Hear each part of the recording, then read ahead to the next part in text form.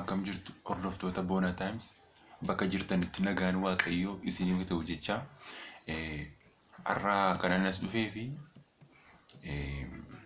akkasiin yaada keessan mata duree comment irratti na beeksiftanii fan dhufe akkuma beekamu gaa chaanalii kana reefuun banaa jiran ergan banee reefu ji'a lama fixa kanaafi monetize montaan jechuun ulagaa YouTube ngune jechuudha. Ganaa ulagaa YouTube guutuudhaaf immoo subscribe kuma tokkoo fi watch hour kuma furna gaafata.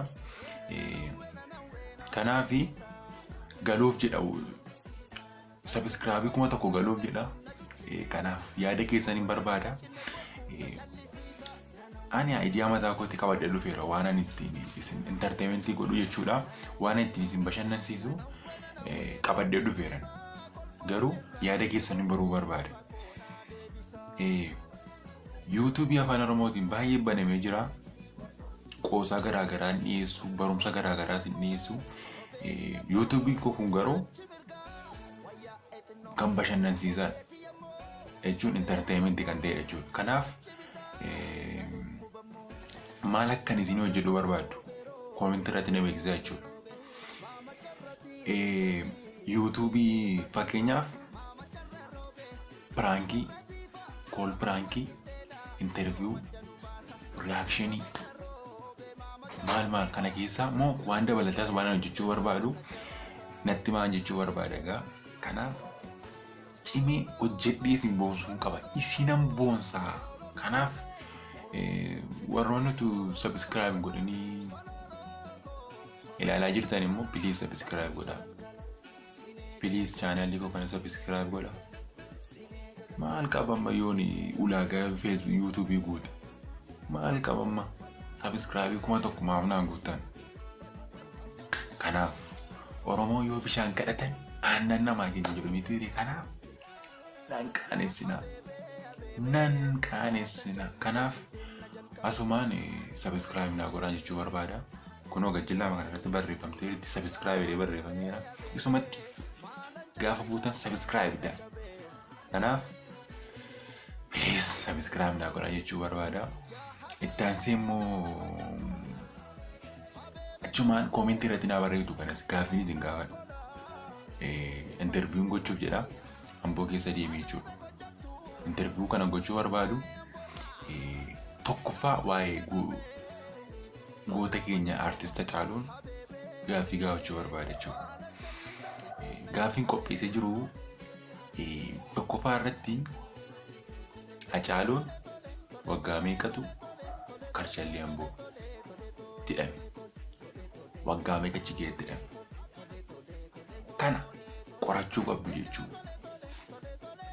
Google irra seentanii argachuu dandeessu. Google irra argadhanis. Kanaafi ammuma na beeksisa. Warri beektanis warri yaalaas comment jalatti Hacaaluun artisti keenya Hacaaluun waggaa meeqa Karchalleetti jedhame. Comment irratti na beeksiftu.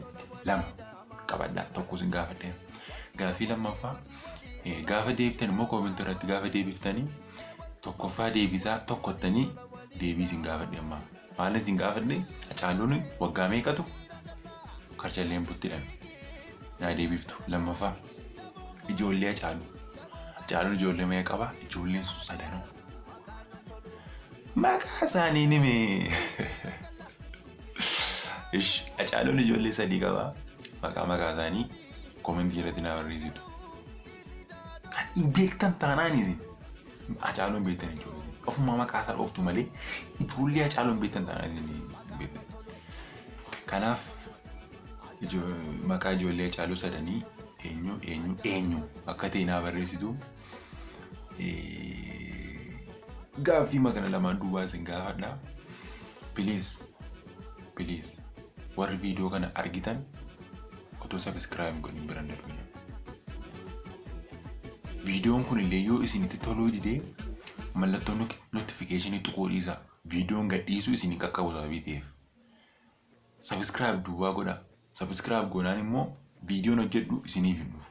Yoo notification tuqxan malee. Kanaaf subscribe godhaa. Subscribe godhaa. Mi amma laa YouTube yoo ilaalaa jirta. Maal amma yoo subscribe naa goote? Ila maal ila YouTube yoo ilaalaa jirta. Maal amma yoo subscribe naa goote? Maal si miidha? Waan si miidhuun qabu. Thank you galatooma. Dhugaa dubbachuudhaaf subscribein deemaa jira. Kuma tokko galuudhaaf jedha. Waan isin gammachiisu. Interview fakkeenyaaf amma interview hojjedha yoo ta'e interview yoo naa jettanii comment jalatti gaafii nama bashannansiisa nama barsiisu naa barreetu jechuudha. Maal akkan gaafadhu. Lammaffaa irratti immoo pranking godha yoo ta'e maaliin akkam pranking godhu akkamitti akkam pranking godhu amboo keessaa namoota hin beektan gurguddoo isaa ta'u sodaa isaan qabu.